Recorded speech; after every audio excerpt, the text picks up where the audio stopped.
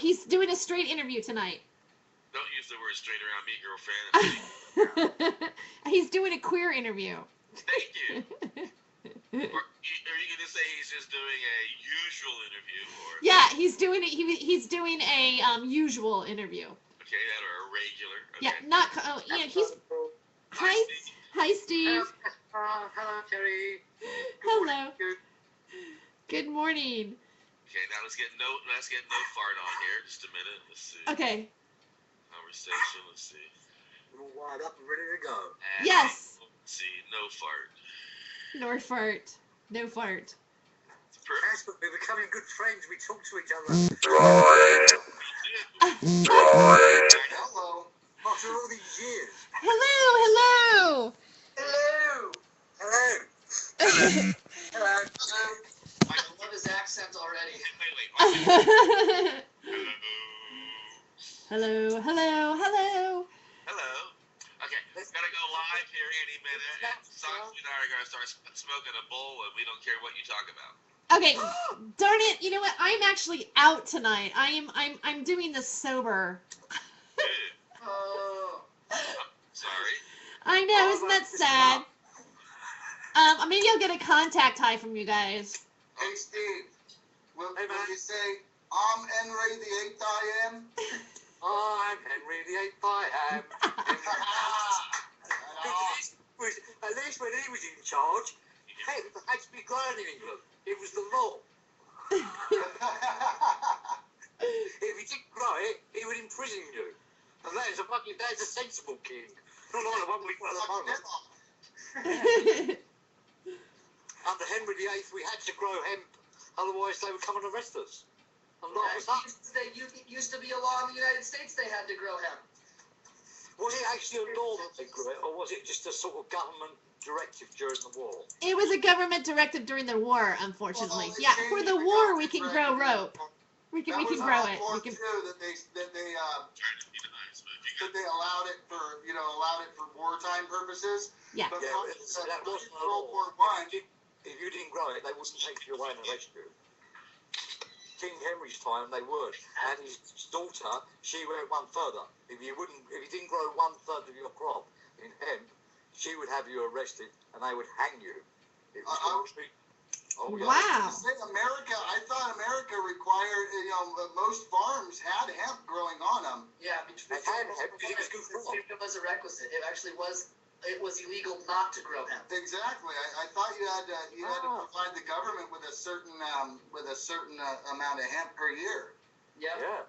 Here in America, when we first had colonies, yes. First of all, you could option to pay your taxes in hemp. Yeah. Then it did become mandatory, and then it had 40 acres of farm.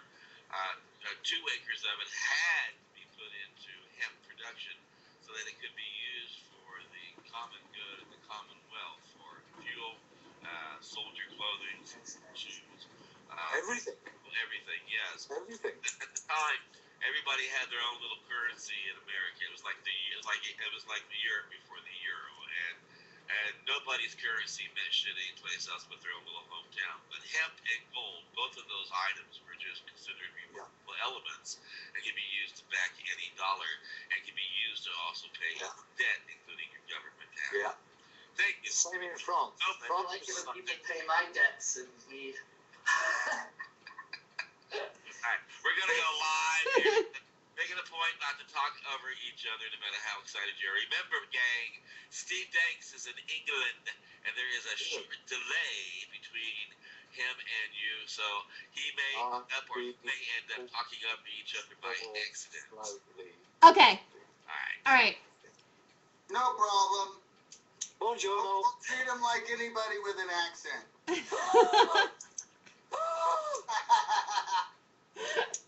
How's your Obamacare? You getting fingers? Apply for some psychiatric care now. You need it.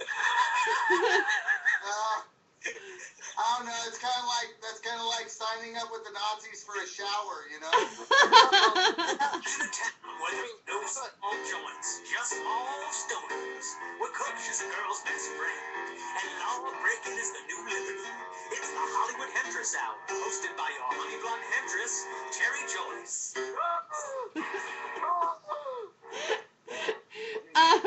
Welcome to Hollywood Hempress Hour on the Time for Hemp Network on iHeartRadio. We're happy to be back here. I think everybody's all in a good mood. We've taken a week off for the Thanksgiving break, but we're back tonight. And North Flat, you said something right before we started the air. What did you say? You said Obamacare is like taking a shower with.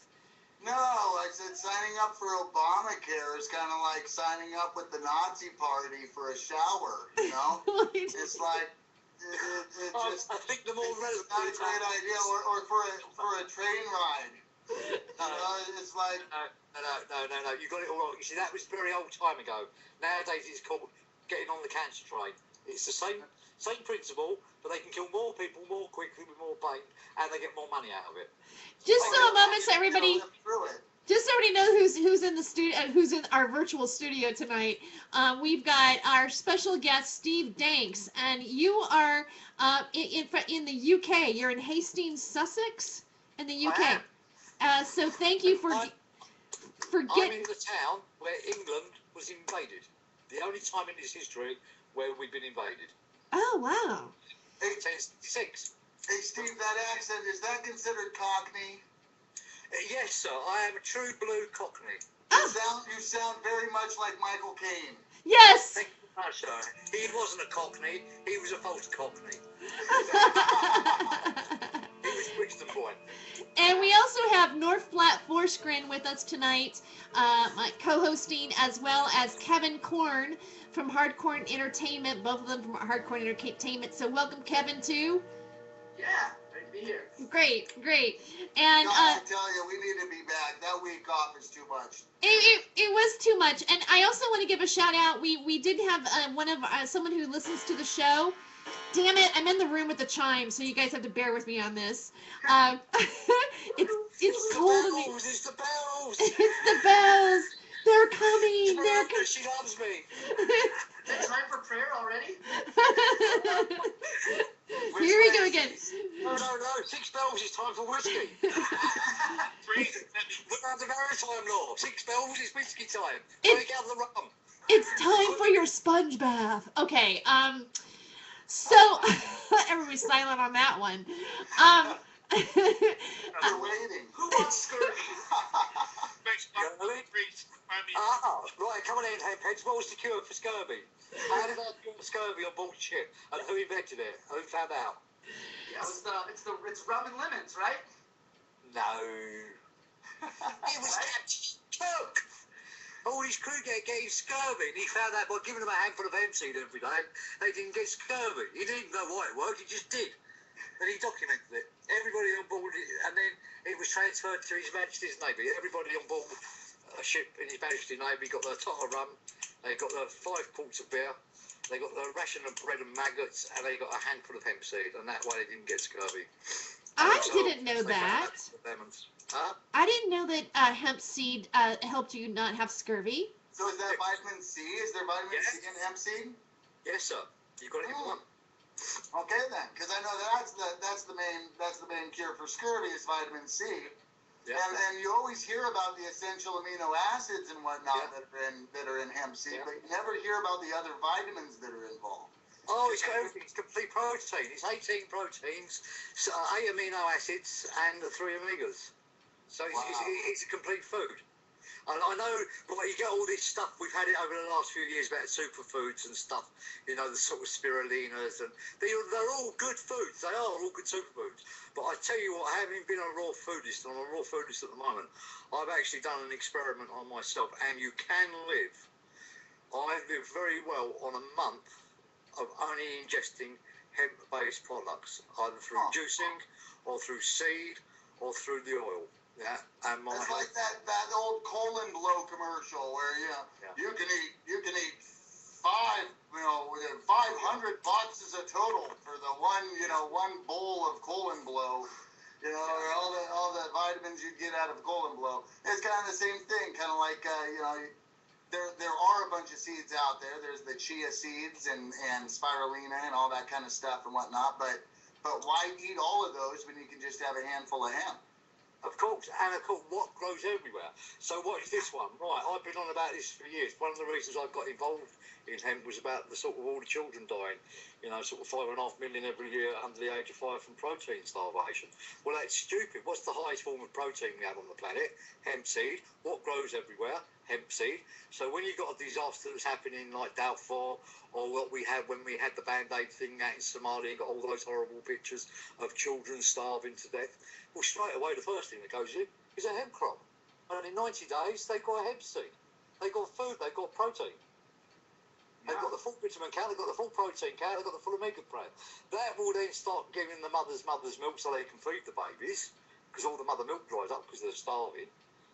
So straight away, you've got a solution sitting straight in front of you, right, which with very little cost, milk starvation can be over and done within 90 days. And then, of course, they've got the rest of the plant.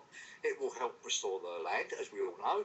Then they've got the secondary and third adding value to the crop, either through its straws and turning it into fabrics and fibres. They've obviously, like in China, where they're going to have no main gas there, where they go up into the big Sichuan Valley up there, they use the hemp crop to burn for fuel. Really? They sell the fibre and the seed. Yeah, of course they do. The first car Henry Ford made ran on hemp. Well, I mean, you could do, but I didn't know that that's what China was doing. I didn't know that they were actually doing it right now. Yeah. It's the biggest grower in the world, China. Massive. Oh, you bet they have. You know, the number one form of protein in the world right now, as far as edible protein, is silkworm larvae. I believe it's something around 78% of the world's population, or 80% of the world's population eats silkworm larvae for their protein. As their fry oil. That just doesn't sound good to me. I'd rather have hemp for my protein than silkworm larvae. Stop eating animals. Stop eating you beasts. You Come cannibals.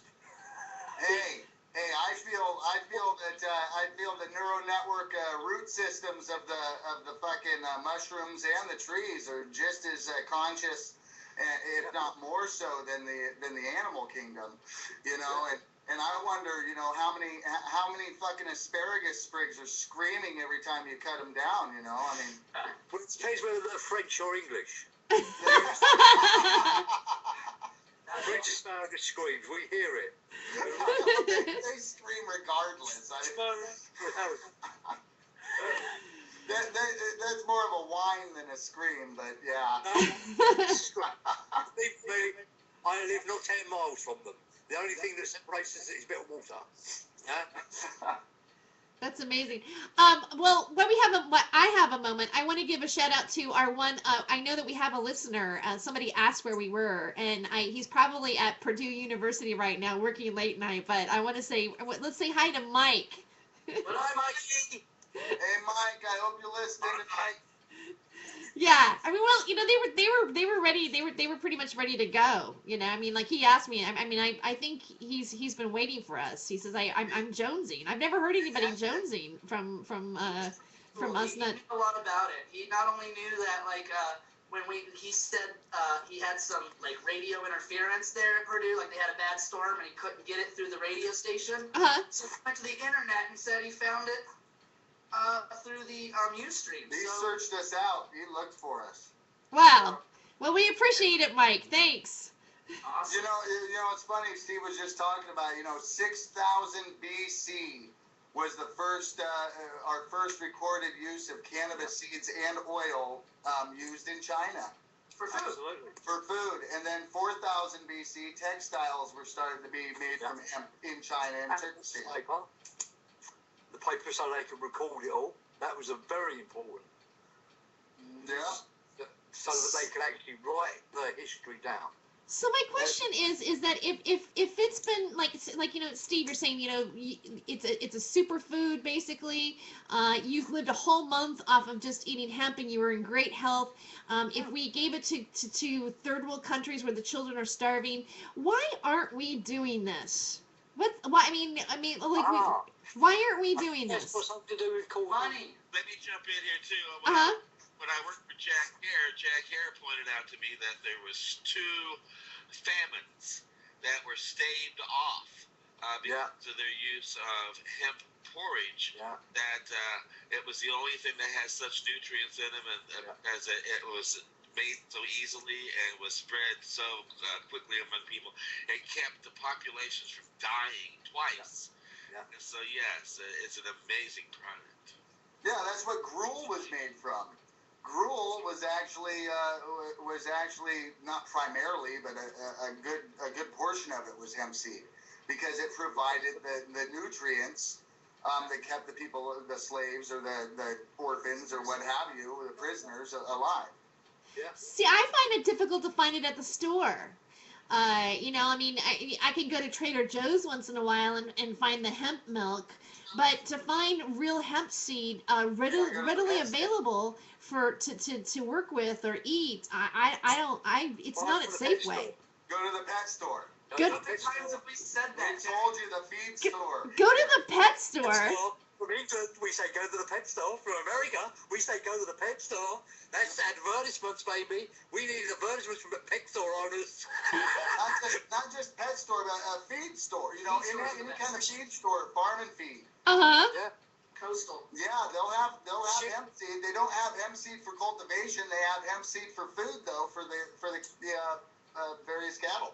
And Terry Joyce, you should be already getting your food at a feed store, you old heifer. I'm a bit animal-like. Everything from a feed store, though. Like I don't take my dog to the vet. I gave him his shots himself from the feed store.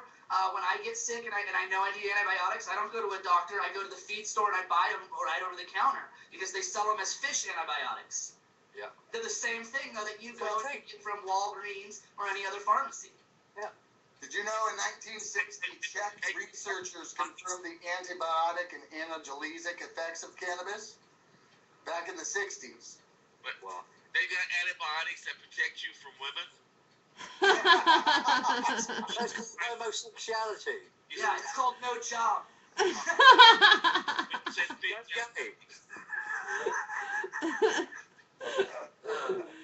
was that? Casper. Casper was protecting from women. Well, yes. Girlfriend. What's happened, Casper? You want to confess something on the radio? That's not news. It's not new. I came out of the closet when I was 12 and said, "Excuse me, there's not room in here for anything but shoes. I can't stay here." Were they slip-ons? Or laces? Not me as a slip-on. Yes. I've heard rumour. Heard of those rumors. So did anybody see? I found this interesting article the other day. Uh-huh. It talked about mangoes. Huh. If you eat mangoes while you take anything, whether you're ingesting cannabis or smoking it, it actually enhances the euphoric effects. And I was like, this is weird. And I went on to read, and it has to do with a lot of the same chemicals that are in cannabis are actually in the mango. Really? Yes. It's very weird. So they say if you eat a mango while you're smoking, the effects not only are stronger but last longer. Wow. I'm gonna go get some mangoes. Right? I was like, oh, nice of you to come out this time of year. Right. It's like absolutely amazing. Right? Hey. I'll find out next year. Wait, I mean, when is the season for mangoes here? I assume spring, summer. Probably, huh? Yeah, I mean it's a fruit. World of GMOs every day it's in season. Every Oh, day. well. Right. Yeah. Yeah. It's underground silos. Everything's in season every day anymore. GMOs, I love them. Oh, you still have those, don't you? The fresh caught fish. Wait, you don't have GMOs in Europe, Steve? I got rid of them years ago. Really? No, of course not. Have you seen the little oranges they have in the stores now? They're called cuties. If you watch the commercial for them, they say they're the best oranges ever made. Wait, I'm still kind of. Use the word made and not grown. Not grown, made. The best oranges ever made. Monsanto factory. I'm still in awe that there's no GMOs there. I mean, because that's a big deal here right now. Well, no, those are illegal in the UK. They're illegal in a lot of places. Mexico totally outlawed Monsanto altogether. Monsanto didn't. It didn't stand a chance over in Europe. As soon as they started to appear, right. In fact, it was our environmental minister, Michael Meechin, when they planted the first crop, he basically left the government, resigned, and went and ripped it all up. Our environmental minister, the day after he resigned, was photographed in a GM crop ripping it up in a white toxic suit with about 200 other people. What is, I mean, like, and President Obama signs the Monsanto Protection Act. I'm telling you. Them. What? He protected them. Yeah, of course he did. Well, considering what's his name, the Supreme Court justice we have in there, oh God, he did the Coke can pubic hair thing with Anita Baker. Oh, there was Clancy. Is it Clarence Thomas? Clarence Thomas. Yeah, Clancy. Clarence Thomas. Okay, it was close. Thomas was a lawyer for Monsanto Sounds for like 20 years. What? Clarence Thomas was a lawyer for Monsanto for 20 years. He served on their board. Yeah, absolutely. Oh. And then he was fucking appointed Supreme Court judge, and he has not ruled a single case against Monsanto. Not one. Eating all those GMO crops made him lose his balls. Oh, that's even worse than that's worse than pubic hair on a Coke can. Yeah. I'm sorry. Yeah. I know this is like the hemp trash, but are we not drifting off the subject of hemp here? We are for a moment. We drifted up for a moment. You know, I'm just somehow in my mind there's a little bit of a connection between the Monsanto thing and having hemp being legalized and all that kind of stuff. It feels. I think it's a big thing. I think that right there, that connection is the main point of the conversation, is the fact that all this legalization opens up the ability for corporations to come in and do what Monsanto does, which is pretty much process, synthesize, and geneticize an already perfect product. Yeah, well, that's a question. There are some people that feel that is what may be coming down the pike if we actually really do legalize it here, and hopefully that doesn't happen. But we got to take a commercial break. We'll be right back.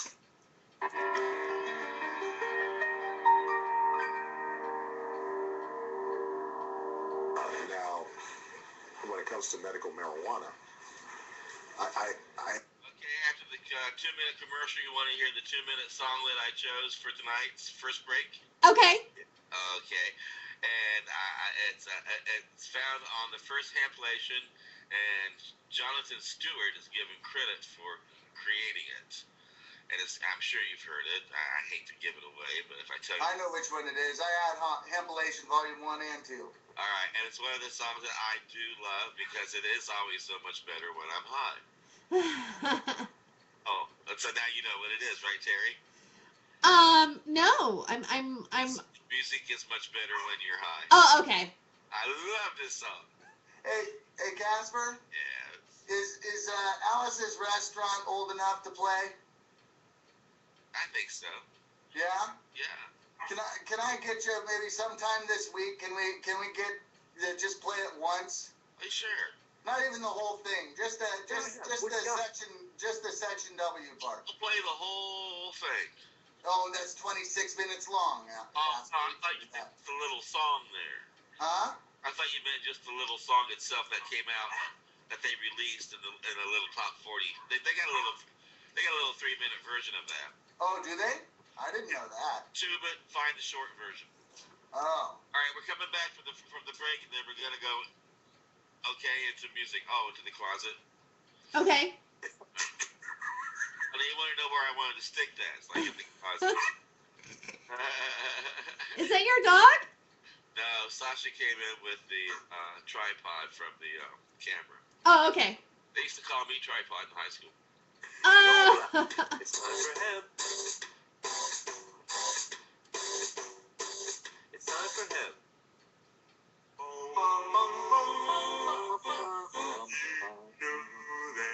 Music's so much better when you're high. Music's so much better when you're high. Something strange and queer happens in your inner ear. That's good.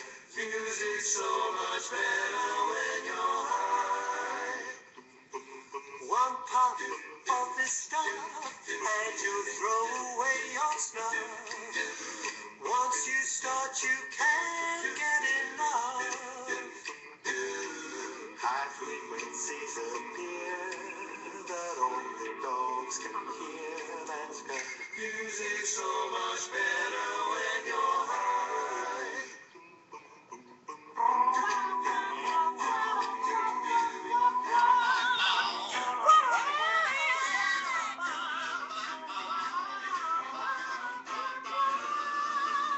Music's so much better when you're high. Music's so much better when you're high. Something strange and queer happens in your inner ear. That's good. Music's so much better when you're high. We have known it all along. We will show you we're not wrong. If you don't believe our song,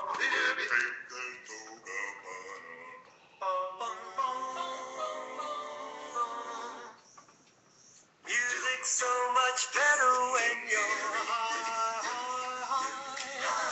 Music's so much better when you're high. Something strange and queer happens in your inner ear. That's good. Music's so much better. Music's so much better. Music's so much better when you're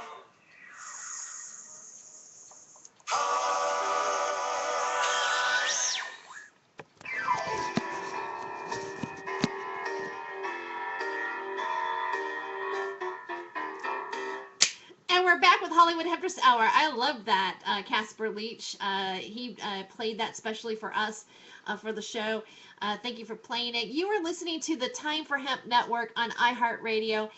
In our virtual studio, we have North Blatt Forsgren and Kevin Korn and Steve Danks, who's with us calling in from the UK. And actually, Steve, you're a hemp farmer. I have been, yes. I've done a lot of things with hemp.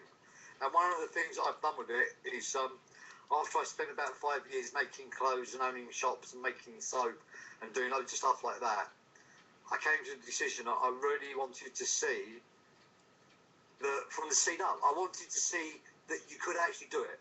Yeah? Uh-huh. So I found a farmer down in Cornwall and we grew some crops down there. And we had, at the time we didn't think we had much success, but on hindsight, we done extremely well for the time that we done it and the amount of financing that we had, and it was very successful. Yeah, and again, it was very interesting for me because we had 100 people on the land on the day of the harvest, and we basically in that field that day we produced biodiesel from the crop, and then we put that into a tractor, and the tractor fired up, and we connected the PTO up to a concrete mixer, and in that we took the centre of the plant, the herd, mixed it with water and lime, and we built a brick, or a hempcrete building, yeah, or a wall of a building. We actually took the fibre, we retted it, we hand spun it with the Weavers and Spinners Guild, and then we had a sari loom from Japan, and we actually made a metre of fabric in the field from the crop. We made ink from it, we made food from it. We've done loads of things actually in the field with the crop. And we had 100 guests there, and they were people from like the Eden Project and quite big environmental groups. And really, they was running around, and they was in so much disbelief but they actually thought we was like sort of David Blaine. They thought we was doing some sort of magic because they just couldn't believe that we were doing all these things in a field of hemp with the crop. It was like, hello, this is what you can do. Wow, that's unbelievable because, even as you're saying it, there are some of the things that you mentioned that I have not heard yet. Like, for example, ink. I don't know, you can, yeah. But it's an oil. Ink is oil. Oh. Yeah. So in the old days they used hemp ink because they wrote on hemp paper and it absorbed very well. And it lasted. And it was an actual David Blaine? What? Now, are people over there actually fans of David Blaine? Yeah, man. He's well famous over here. He was banging that famous British chick Madonna. Yeah. Well, she's American again now. We sent her back. Oh, just a British accent. He sent her back. Sent her back to you. Yes. See, we in America, we're still trying to figure out how you're a magician with no magic. What? David? Yeah. Yeah, but he can hold his breath for a long time. Yes, he He can. can lock himself in a box on a street corner for a long time, too. I've seen that one. And an ice block. The bloody Thames, it was opposite the Houses of Parliament. I do like that guy. He does hold his breath. I watched him do a TED Talk. He did a TED Talk that was pretty amazing, and I really didn't really like him because we have a lot of magicians over here. That was the best thing I saw David Blaine do was that TED Talk. That TED Talk was amazing though when he talked about how all the science behind what he does and all the and what he has to do to do it and what feats he was actually beating. It was pretty amazing. I actually gained a lot of respect for him because he basically said it wasn't magic. It was just believing he could do it and a lot of practice. Yeah, but hemp is magic. Hemp can do it is more magic. Well, I mean, and that's I've never heard it referred to as hemp being magic. I like that. Hemp is magic. Hemp is magic. It creates magic.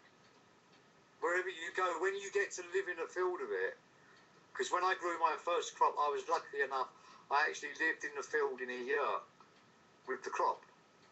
Oh. So I knew my crop. I learned it from seed up. I watched it grow. I lived You are a hippie, aren't you? No, I'm not actually. I'm a hipster. With your crop, gee.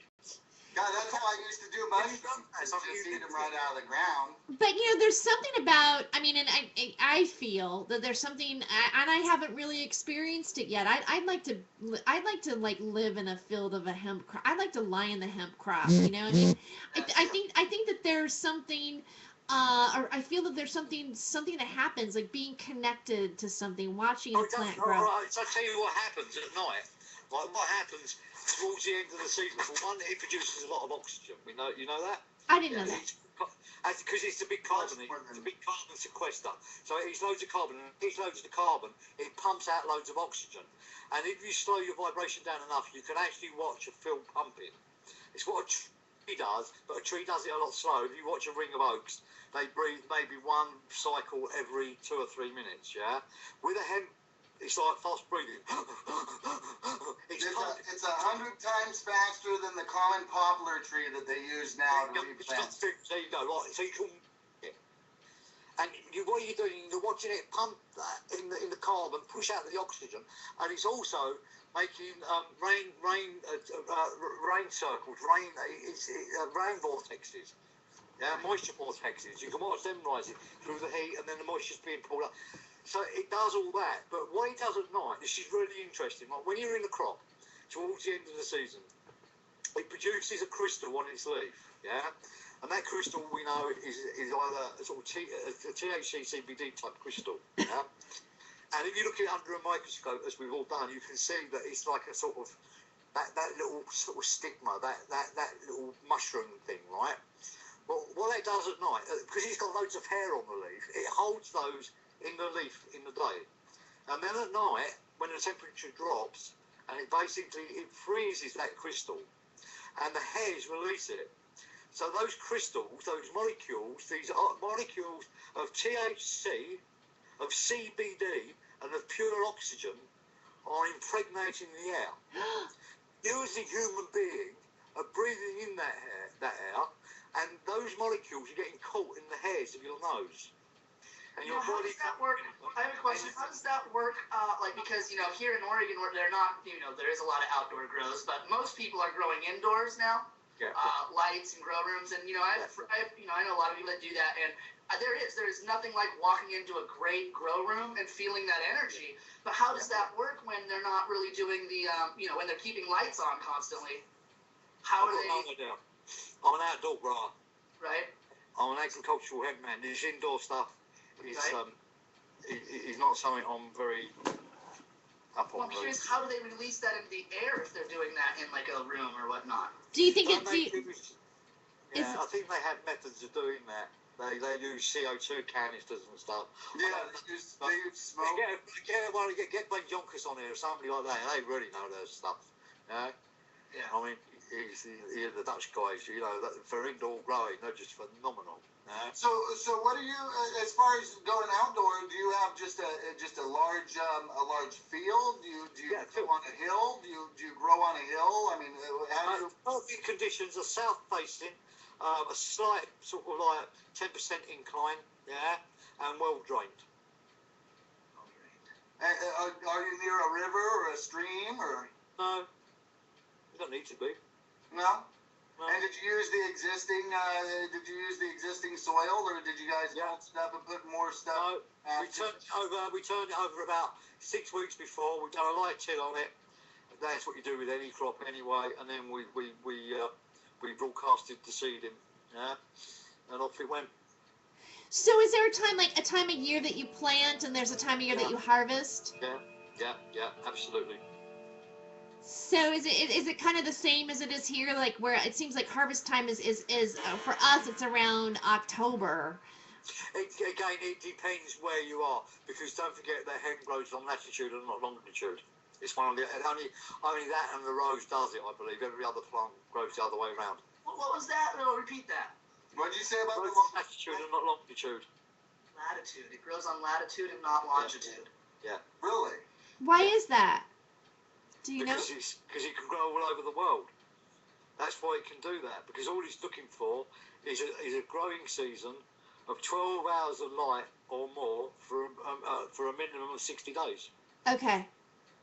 And if you've got that, you can grow a crop. Okay. Very interesting. So yeah.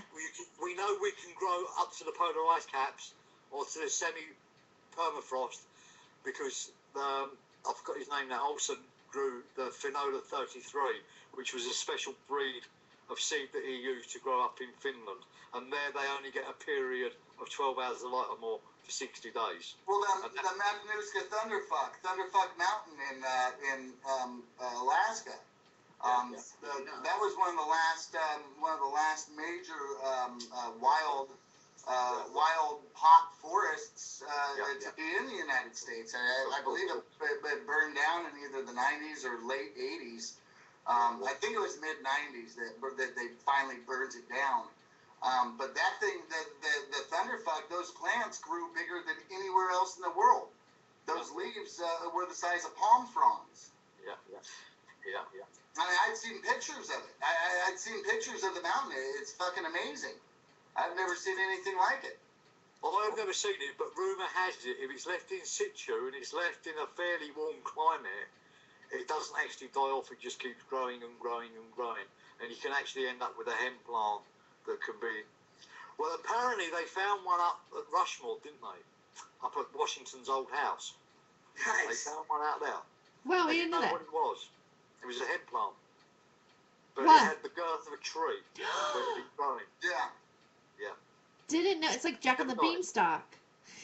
Hmm? It's like Jack and the Beanstalk. It is Jack in the... That's exactly what it is. It is Jack in the Beanstalk. Yeah, this is Because the believe it to your pop. That's what their story's all about. I didn't know that. getting hemp seeds. It's about the hemp seed. Oh my goodness. Yeah. That was written by Hans Christian Andersen. In Germany, in old Germany, in that part of the region, in that time, hemp was a standard fibre of commerce. That's how important it was. That's what they called it. The standard fibre of commerce. Now, do you have a type of hemp that you prefer growing as over like sativa, indicas, or rutatellas? Well, they're all subspecies species of that. I go in for seed variety now. The one that I particularly like, that I've had most success with, is the Compulti seed, which is a Hungarian Romanian seed. Nice. Yeah. I don't particularly like the French seed of Fedora. Yeah. I like the Finola. Finola's good. It's kind of a wussy seed, huh? That French seed. It gives up really easily. It's been bred for 600 years. It's like a really highly strung poodle, yeah, or a highly strung pedigree dog, yeah. It's hardwired to do one thing and one thing only, which is produce fibre. And in France, it produces bloody good fibre. But once it's transplanted into other parts of Europe, it don't perform all that well. And the thing is, the French have tied up that we're only allowed that particular seed in Europe. Buggers. Not because of any, just straightforward commerce. Yeah, we have the seed, we own it, you must buy it from us. That's the French. Huh. They So don't mean they're any- kind of the Monsanto of the UK then. Sorry. I said, so they're kind of the Monsanto of the UK. It's just the way that they do things. Yeah, you know, after dealing with them for all these hundreds of years. France and Europe's quite happy with each other, if you know what I mean. Obviously, there's a lot of problems with New Europe coming in because we don't quite understand who they are because they've been with the Russians for so long. Well, shit, you guys, every river you cross, you come across a new fucking language. That would fucking annoy the piss out of me, too. Absolutely, sir. You can go from one region in England to another and not understand one another. That'd be like crossing over to Vancouver and fucking, yeah, I mean, Jesus. Hell, fucking Anyway, annoying. I change the subject while we're on it. Norblatt. Yeah. Where did you get that name from? North Blatt? Yeah. North Blatt was a mispronunciation of a name from the Dark Crystal. Ah. And she had a dog named Fizzgig, That's right. and there was a strider that she talked to, and she said Norblatt. Norblatt. And Norblatt. I really liked the Dark Crystal. It's one of my favorite movies. Isn't it? And, I like that thing. Looks like as soon as I heard that Norblatt, I was like, Northblatt, you know, that's a cool name. And shit, I put it down for my Hotmail address back when I was fucking 13 or 14 years old. Yeah. And I've had it ever since. The only other person that has Northblatt, that has the actual Northblatt@gmail is one of my best friends, Donald Oldroyd, and he got it because he saw that I hadn't gotten it yet. And he did it just to piss me off, so. 22 years later, he's still pissing you off. He still got it, that son of a He's bitch. still got it. Yeah. Maybe he dies, you hand it over. You can become the real Norblatt. That's right. But, you know, it's pretty unique. Nobody's ever really heard it, and anybody that does hear it thinks of me when they do, because... It's very sort of Norwegian. It's very Vikingish. Norblatt. well, You should see him. I'm Swedish. I'm a 6'5", blonde-haired, blue-eyed Swede. No royal Swede here, a real Swede. Oh, I'm a Viking. I'm Viking stock. Oh, so am I. I've got a little bit of Viking too on my mom's side. Well, all you girls have had a bit of Viking, darling. That's what we reckon. That's right. That's why we're Vikings. You're doing something right if you ain't at least a little bit Viking. Yeah. All right, we gotta take a Viking commercial break. We're gonna take a Viking commercial break. We'll be right back with more Hollywood Hempress Hour and Steve Danks and North Platte and Kevin.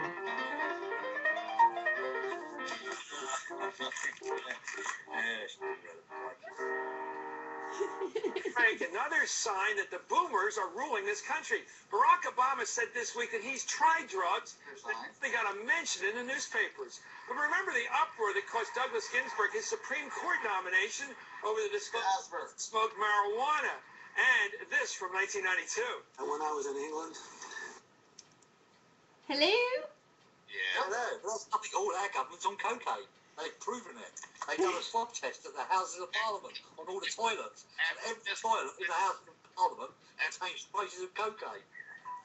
Oh, yeah. Say, I've got a little song called Light It, Don't Hide It by John Reefer and the Resin Valley Boys featuring Afroman. Okay. I thought it would be appropriate to play the song Light It, Don't Hide It after this thing about Obama. Oh, yeah. Steve, what you were talking about, if they were to swab every member of Congress, they'd find fucking hooker and cocaine on them, too. Well, they're all hookers. Well, you know why that is, though. You know why politicians do cocaine is that cocaine psychoactively, it produces the same chemical that's released when you win money. I thought the government imported it in vast amounts. Well, when you win or receive a large windfall, when you win the lottery or you get money, your brain actually produces a chemical, a special, not just dopamine, or I mean it's dopamine or it's serotonin, but it's a combination of them. Song starts in 10 minutes. Do y'all want to hear it? Yeah, man. Yeah. All right. Here we go. See what all the buzz is all about. It's time for hemp. Time for him. It's time for him. Time for him. Time for hemp. Time for him. Let's had a bowl, good green reaper, a big fat don't be much, much sweeter. Hide it, don't hide it. Hide it, don't hide it. Hide it, don't hide it. Hide it, don't hide it. Hide it, don't hide it. Fire it up right now.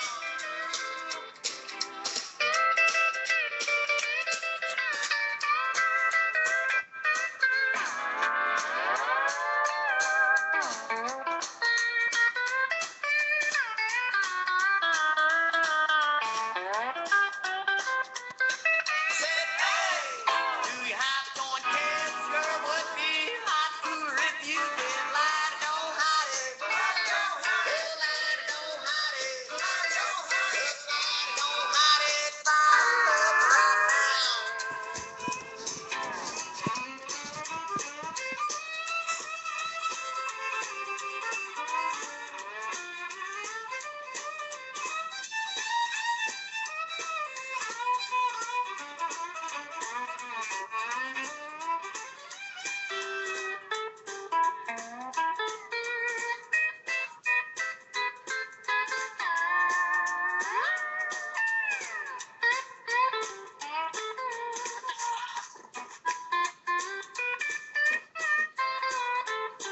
Now hold on, girl. I know you got the good. Light it up, baby, right here in the woods. We'll get a good buzz like we did before. And don't you worry, baby, we'll smoke a little more. Well, light it, don't hide it. Light it, don't hide it. Light it, don't hide it. Light it, don't hide it. Light it, don't hide it. Fire it up right now.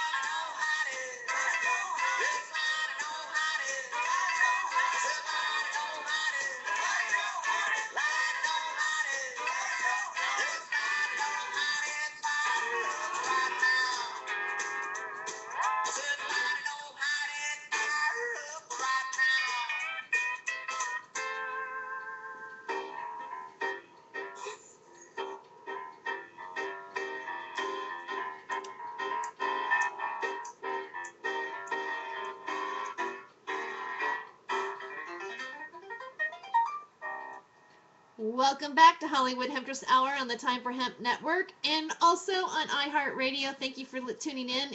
In our virtual studio, we've got Casper Leach, founder of Time. What? Casper Leach. Pick up Casper. Casper Leach. Casper Leach. Tales of the rich and famous. The DJ, the hitty bitty DJ. And we have also Steve Danks. Now, is Danks your real last name? Yeah. Wow, that's Dank, I'm related to him. that's a cool last name. It's very There's only 2 tribes of Dankses. really. Man from Morocco. You the can't. Viking King. Oh, you're really from the tribe of Dan. Yeah, Danks. D-A-N-K-S. Dank. Thanks, We were Steve. foresters. Means the forest. So Ah. chances are we were hemp farmers. You know what's funny? Is What? my last name is actually representative of somewhere you'd grow pot too. What's that? It's Fors Grin is Swedish for the part of a river where it splits. Yeah. And there's land in between, and then it joins back together again. Yeah. So that land in the middle of a river is called a Fors Grin.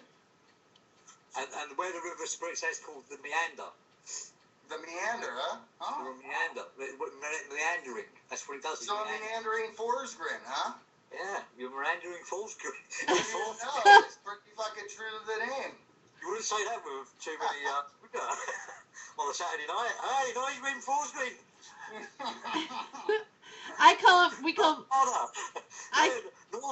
North Black, you're not learning hard enough. Have some more mushrooms. I'd love to. Yes, we would love to have mushrooms. More mushrooms. We just finished our mushroom season in England. November. Yeah, so did we. Psilocybin's lovely. Psilocybin. Yeah, ours goes with the second freeze. And now, is psilocybin illegal in the UK? Well, it's not illegal to grow seeds. It grows everywhere. It comes out of cow shit. So unless they ban cow shit, they can't ban mushrooms. They did try it. Now, what they've done is they've got some quango law about drying it. If you dry it, it becomes illegal. You know, here if okay, but is it okay to possess it? I mean, let's say you go get some cow shit and say, hey, I'm taking this one for me, and you have it. Are you going to be penalized for that?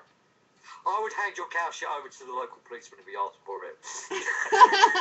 Did you know that here it's legal? Just give him the cow shit. Our psilocybin mushrooms are legal here to have as long as they're in paper bags. Correct. And once you put it in plastic bag, it's intent to sell, and it becomes a fucking it becomes the same as angel dust. Right. But if you have it in a paper bag, they can't fuck with you. And if you're out picking, they can't fuck with you as long as you have a paper bag. Really? They can bust you for picking mushrooms without a permit. Yeah, without a permit, but they can't get you for being a psychotropic. But not for being psychotropic. What sort of world we living in? We can't even go and pick a mushroom. I know. Well, it's like acid is illegal, but it's not illegal to be on it. You know? So again, this other great about cannabis, we know that we produce, especially mothers, during when they're pregnant, they're producing cannabinoids in their breast milk. So what are they going to do? Go around and cut all their tits off? Oh, I didn't know that. I didn't know they produce cannabinoids in their breast milk. I didn't know that happens. Yep. Oh yeah. Yep. My ex-wife used hemp oils and lotions Yeah. while pregnant. but no, that's why breast milk has the natural tendency to make the baby go to sleep is because it does. It contains cannabinoids in it. And then that's why I'm a big proponent of pregnant women smoking pot. I think there's no problem at all with women smoking pot when pregnant. Well, I do like a titty. I've got a new pipe. It's called a titty pipe. I think everybody likes a titty, actually. Everybody likes it. Of course you do. It's for the cannabis. And we all like cannabis, except for governments. Right. They just, obviously they was never breastfed. And you know what it is? They just don't like us having it. That's the thing. Is because, you know, it's the same with titties, you know? I mean, they have no problem with, you know, with their gay sex or their fucking, or whatever kind of weird fucking sexual exploits that are in the fucking, you know, front page of New York Times this week. You know, they have no problem with them doing it, but as soon as, you know, as soon as normal people start doing it, you know, that's got to stop. Define normal. I don't know. I mean, it's my question on that. Steve, I wanted to get back to now. You mentioned earlier we spoke personally, so I just want to bring this up. is that you said that it was more like a hobby to grow, to be a farmer. It's sort of like as if you were growing your own vineyard, and that it wasn't really profitable. Yeah. That hemp is not a profitable commodity in the UK. Why do you think that is? I think that's worldwide. Uh-huh. I don't think it's. I mean, I know the boys from Germany, Hemp House, and some of the big hemp companies in the world. They're all still struggling to make money. I mean, I know that Ben Jonkers from Holland, from Sensitive Seed Bank, he's thrown millions at hemp. Yeah, millions. He's got millions to throw at it. But nevertheless, he's done it. He still ain't turned a tenner. As I was saying earlier, Richard Rose, he was a multi-millionaire before he got involved with hemp. God knows where he's gone. I don't know any besides the Canadian boys. Yeah, they're the only people that have made any money out of it. I've got a great idea for making hemp stronger and competing with nylon. Would be take how they've been working with goats and spiders, so that goats can produce spider silk. Yep. Right. If we were to be able to intertwine that with the hemp fiber, you can hemp and silk.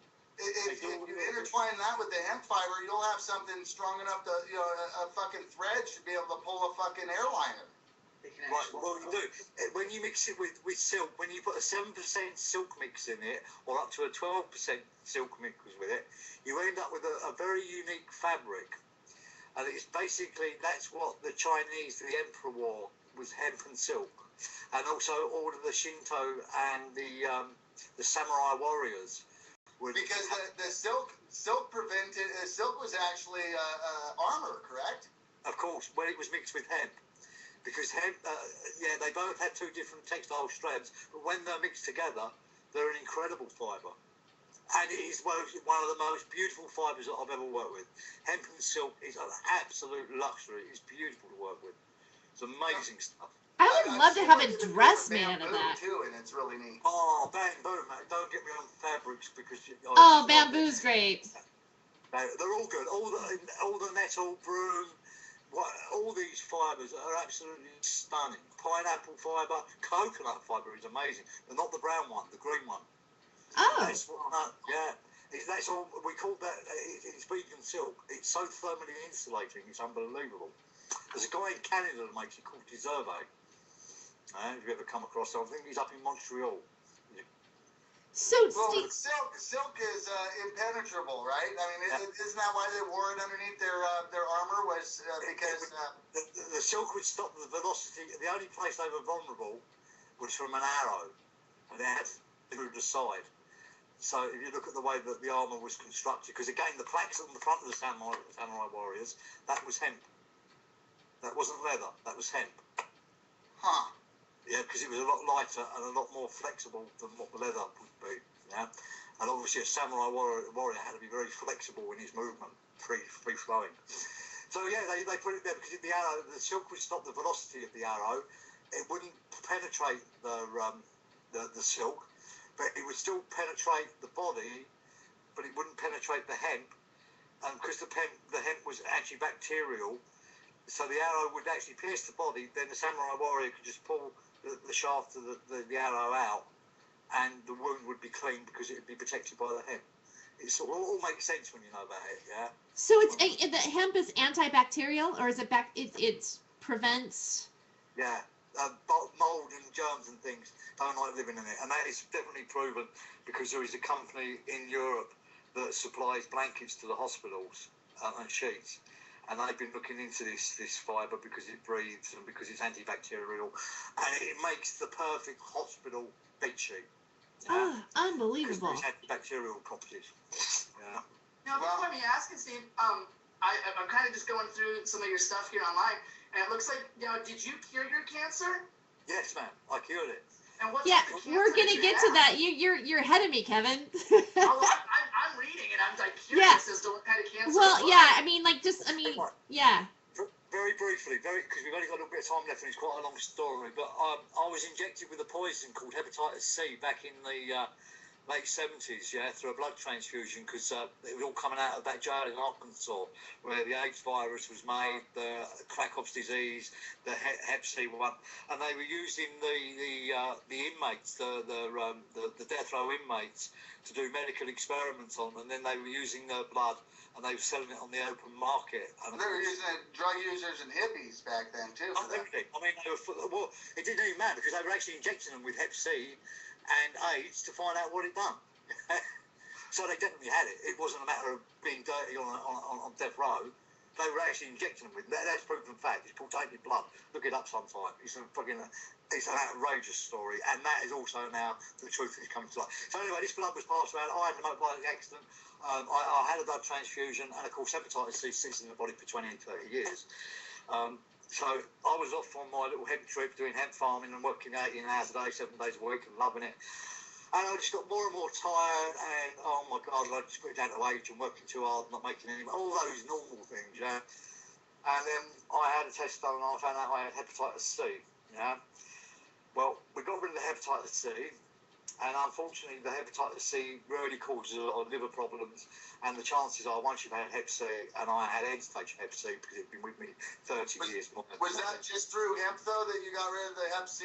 Okay, you guys, we do have to take it. I hate to interrupt here. We do have to take a break, a commercial break. We're going to come right back and continue with this conversation about how you got healed from the cannabis plant. We'll be right back.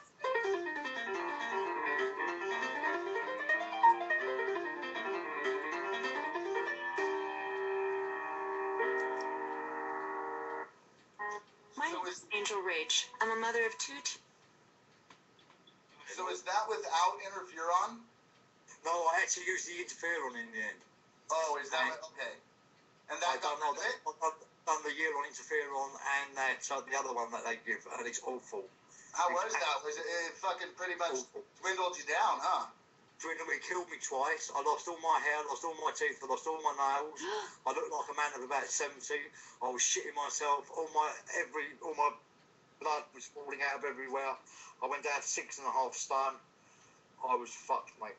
Totally fucked. Well, you know, I have a member of my family very close that was diagnosed with Hep C back in the 70s. Yeah. And it's never really came active, you know what I mean? Like, he's a carrier, but it's never really come active. Yeah.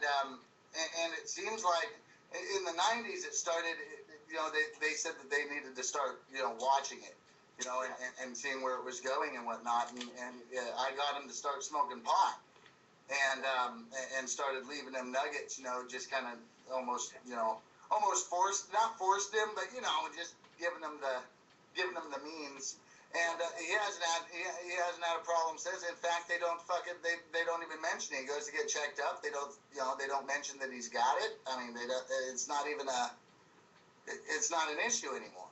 Well, there has been some research now onto this, the endocannabinoid system inside of the liver, and it certainly helps. If I knew what I knew now, I would certainly... See, I went the natural road to start with, but on hindsight, I only paid it lip service.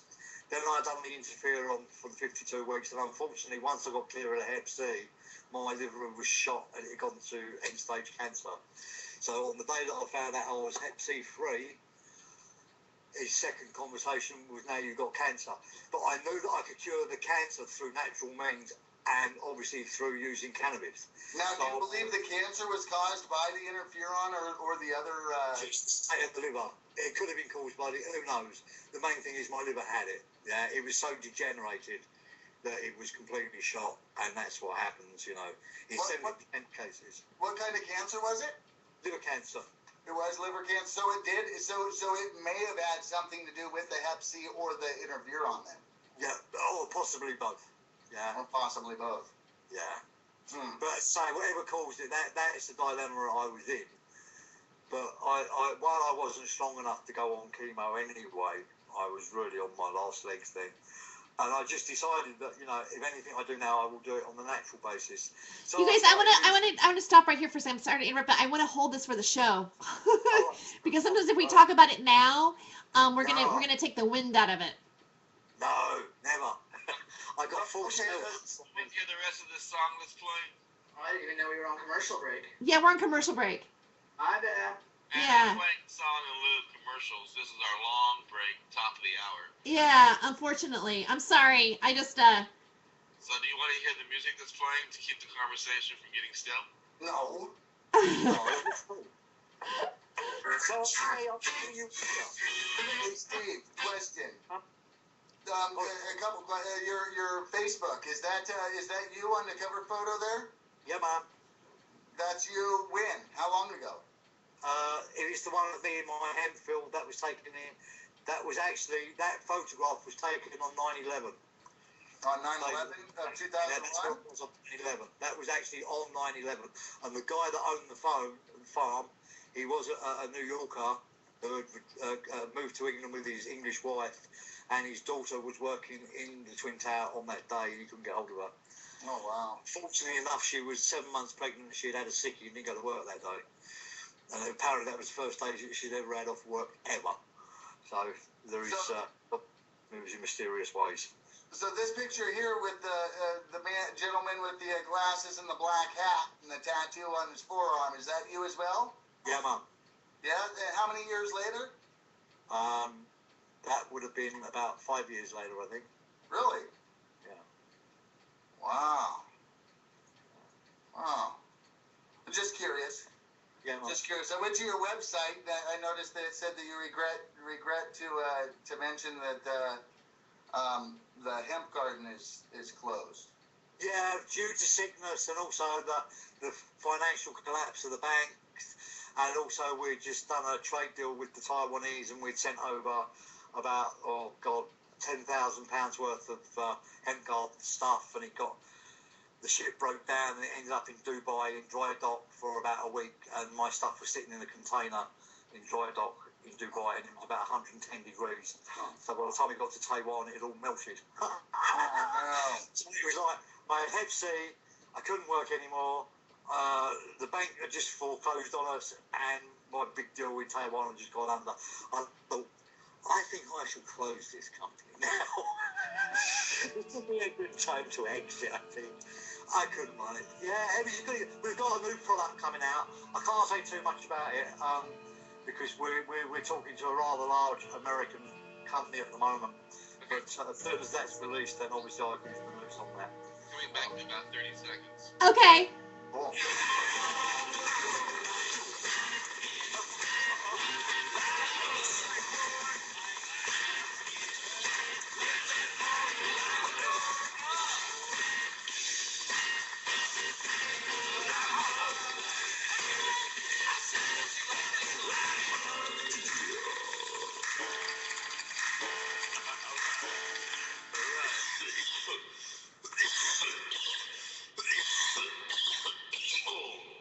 Time for hemp. My name is Angel.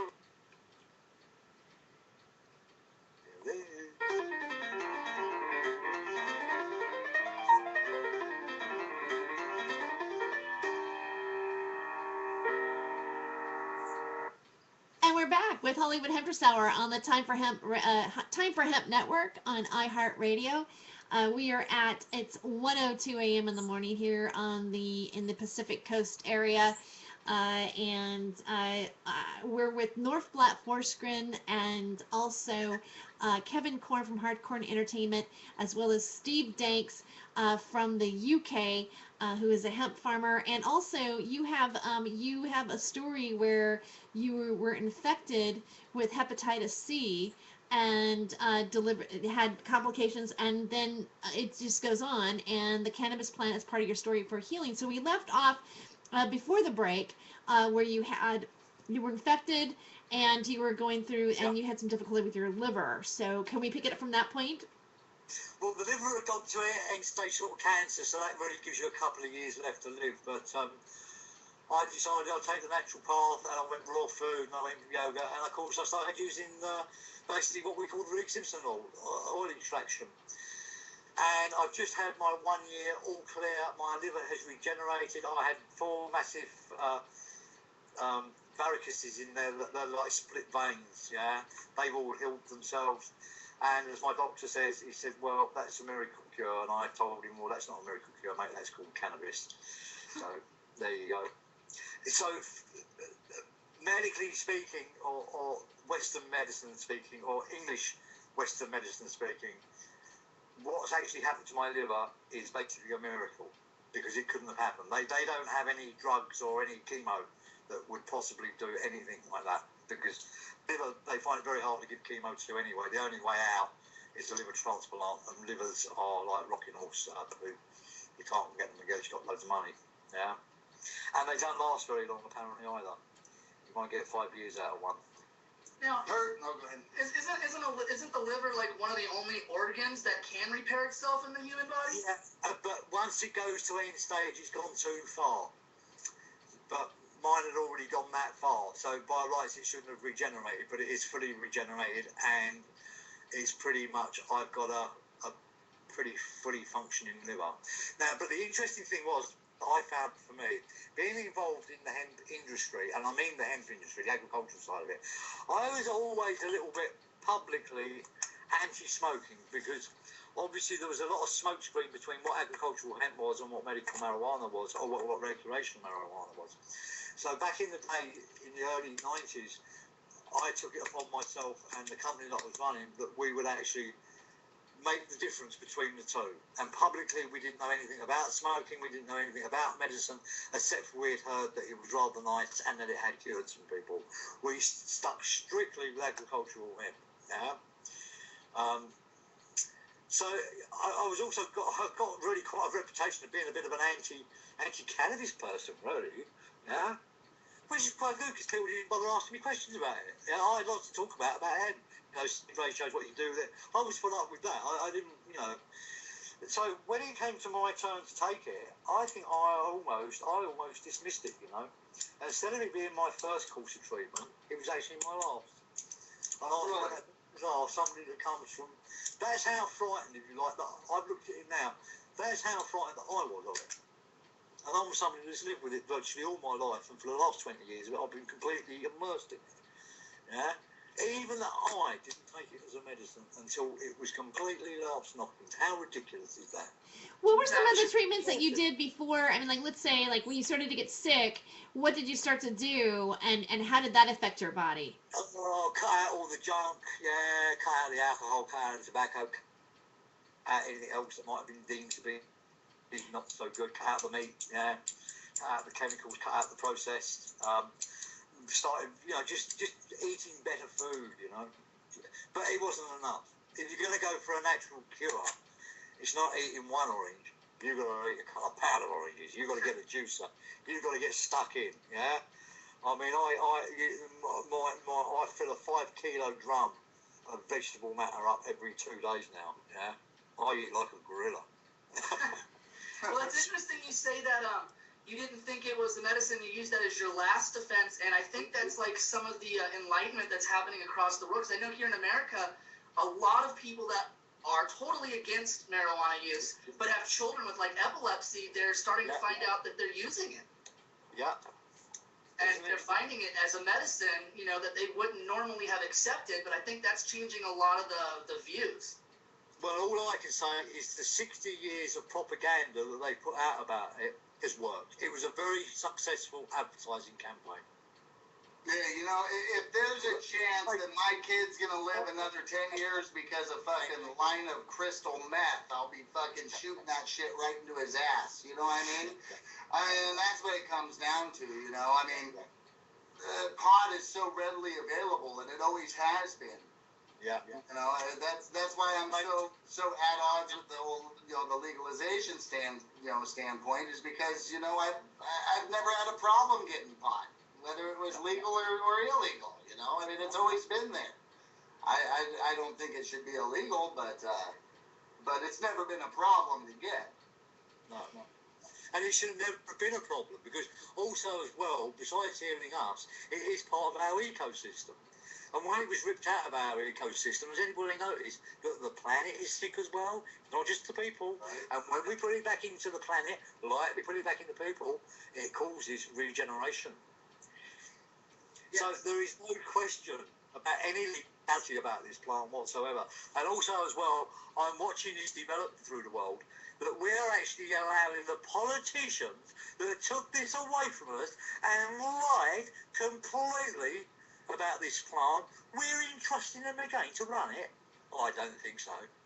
No. They would prove themselves to be unworthy, untrustworthy, unworthy, unbusinesslike, unethical, anything else. There's no way that I'm entrusting me to look after my cannabis. We don't need them. We already, as you just pointed out, we already know how to run it. We know how to grow it. We've got our distribution networks. I don't give a damn whether they make it illegal or not. It's got nothing to do with them. It's legal in my world, and that's all that counts. Right, and I don't know if you've seen this, but I saw recently, like in the Philippines after the typhoon, they're actually right now starting to plant hemp to help rebuild the ecostructure. Well, it's only because they took that out. When America went to that part of the world after the Second World War, that's what they was after, was the Manila hemp. Huh. That was the standard fibre of commerce for that part of the world. And to stop the Japanese owning that part of the world, they had to go and get out the feedstock. The feedstock was Manila hemp. So they ripped it out, and of course all the devastation. So in Bangladesh, every year typhoons come in, smash Bangladesh to pieces, because when the English left, what did they do? They ripped out the hemp crop and made it illegal. The country's called the land of hemp, Bangladesh. Bang, Indian, Hindu, for cannabis, land, la, bang. When they outlawed it, 20 years after outlawing it, we lost 20% of our rich topsoil. Of course. Because however tall the plant grows up is how far into the ground its roots grow. Absolutely. And you absolutely need this plant with these strong roots to keep our soil together and our earth together.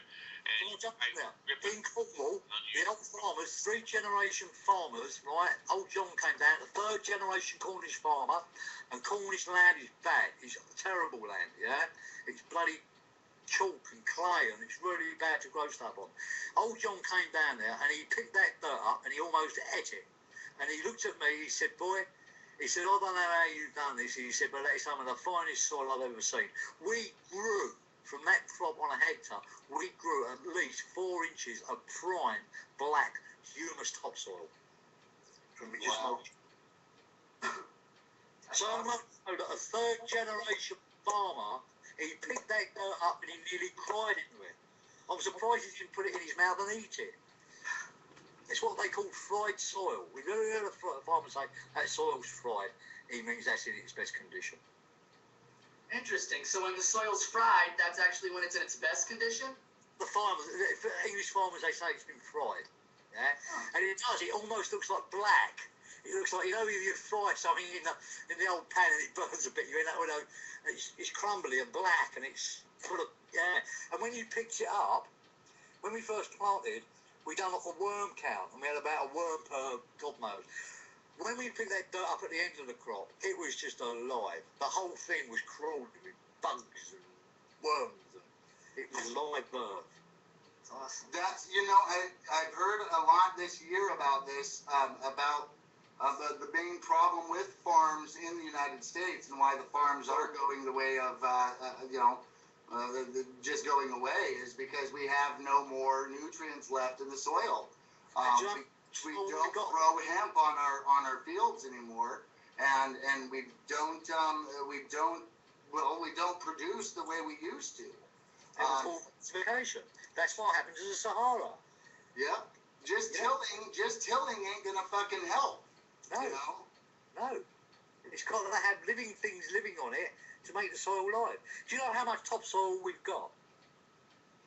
How much? Do you know how much this? Do you know how our thin thread, our life is? Right, we've got 6 inches of topsoil basically.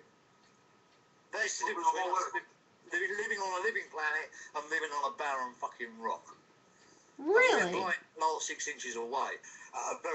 You want to see the Sahara? The Sahara is claiming about at least, I think it's 10 meters a year, and it's increasing every year. It's now into the Gambia. That's West Africa. That's the Gold Coast. Because the Romans deforested the Sahara Desert for wood. After deforestation, you get desertification. The Sahara Desert was a prime forest. They got cave paintings there of elephants. Mm-hmm. This was only 1,000 years ago. And it was the dawn of civilization. I mean, it was the dawn of agriculture there, correct? Well, not for the Romans. They just went ripped it all out. But they wanted the wood. They didn't do it in their own country. They went to Johnny Foreigner and done it. That's unbelievable that they've done that to the planet. That taking the trees and the life there has made things barren that way. I mean, what do you think they're doing in Canada with this oil sand? Have you seen the devastation up there? No. Just look up on Google, you will cry. They've burned the top of the land off. That's what they do. They put chemicals on it to burn it all off. Are you talking about the fracking? Not the fracking, the tar sand, even worse. Tar sanding. Tar sanding is worse than fracking, I agree. Like fracking is like evil. Tar sand is just like Satan himself. Yeah. It's saying about his clothes on, mate. I'll tell you, fracking, at least they put the poison in the ground so you can't see it. This stuff, they just lay on the top. Yeah. You know, another issue too I've been hearing is that we're losing our groundwater by about 20% a year now. It spiked over the last 10 years. Listen, hemp has got to be reinstated tomorrow, and it's got to be left to grow wherever it wants to grow, and we've got to start cultivating it in places like the Philippines and all these places where these eco problems are going. Otherwise, if we don't sort this out, we ain't got an opening and sort it anyway. It's all like talking about wind power, if we can't sort out a plant that's been here for 2,000 years plus, that is completely useful for everything it does, if we can't collectively get beyond that plant now and get it reinstated, we ain't going to change nothing on this. You know it. I believe it. I'm with you. You know, Steve, I was doing a job recently where I was calling for funds for a lot of environmental issues. One of them is fracking, and a lot of things, and I thought to myself, I go, you know what, why am I wasting my time doing this when it's not going to change? You're putting a Band-Aid. It's a bunch of bureaucracy. And I just said, you know what? Yeah.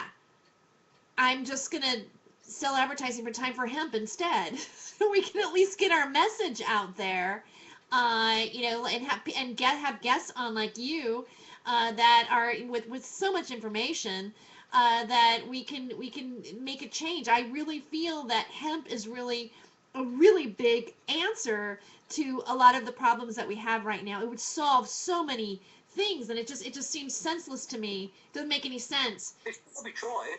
It's got to be tried. And from my experience of going into a field and planting that seed and digging that plant up and making paper and some food and clothes and biofuels and light and everything from it and making my clothes from it, it works. If it works on a small scale with using ancient methods, it's certainly got to work on a larger scale using modern methods. Well, I mean, it's obvious now to most of us anyway that it was made illegal through corporations and through honest or dishonest means, Yeah. And I think that if we can get enough people to recognize that, if we can get enough people to recognize the fact that we were duped, that and maybe even not even suggesting it like that we were duped, but saying, hey, it didn't work. Okay, let's go back to the old. Let's go back to the way it was. In the 40s and 50s, 30s, 40s, 50s, there was this new chemical age. I mean, it was the age of the atom, the age of chemicals, and they were doing everything they could to wipe out the hemp and the cotton industry so that nylon and oil-based products could be introduced. Exactly. But I do believe we were duped, and on that, we do need to take a commercial break. We'll be right back. We were duped.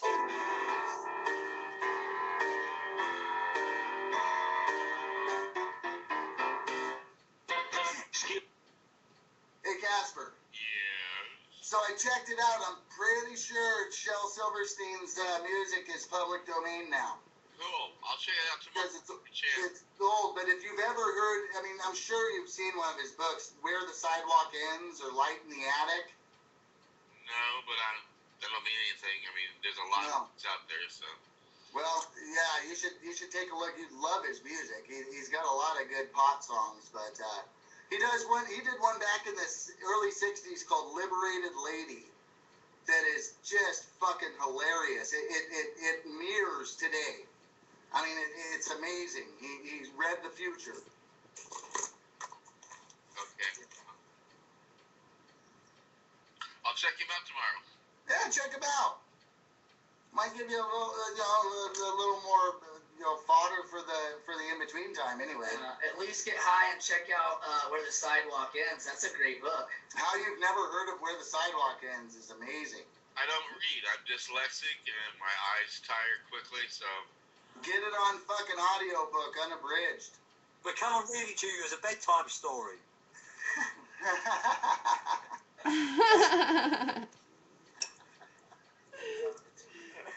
It is a good book. So, Casper, do you have any more songs? I do. You want to hear the one that's coming up after this little commercial? Okay. Alrighty. Our doctors can prescribe cocaine for patients, but not marijuana. This is Jim Hightower saying, for information to stop this absurd war, call the Marijuana Policy Project, 202-462-5747. Time for Hemp is an educational tool that can be found in iTunes, on Spreaker, and of course at timeforhemp.com.